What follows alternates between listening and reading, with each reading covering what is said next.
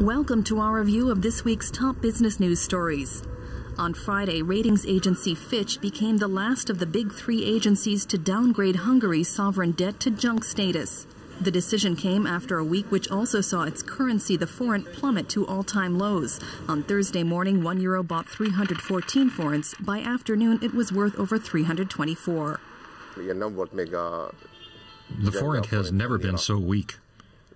It's already lost almost 4% of its value in the new year.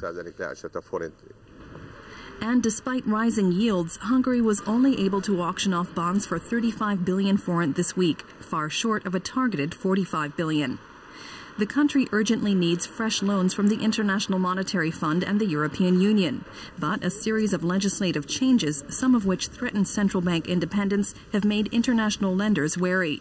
The last round of talks broke down, but now Budapest is trying hard to get back to the bargaining table.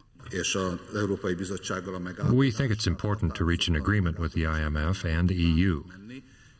We want to move toward a deal. We are ready to negotiate without preconditions, and we are ready to discuss everything at the negotiating table. Besides rolling over more debt this year, Hungary also has to start repaying an IMF-EU loan that staved off financial collapse in 2008. To raise cash fast, Budapest has raised value-added sales tax from 25% to 27%, the EU's highest VAT rate. In Greece, Prime Minister Lucas Papademos has raised the spectre of a possible national default by March. He says if workers don't accept major wage cuts, Athens may not get the next round of aid from the EU and IMF. He called on trade unions to support his policies, a plea they rejected. Regarding the National Collective Labor Agreement and the minimum wage of low-wage workers, we are not willing to take a single step back.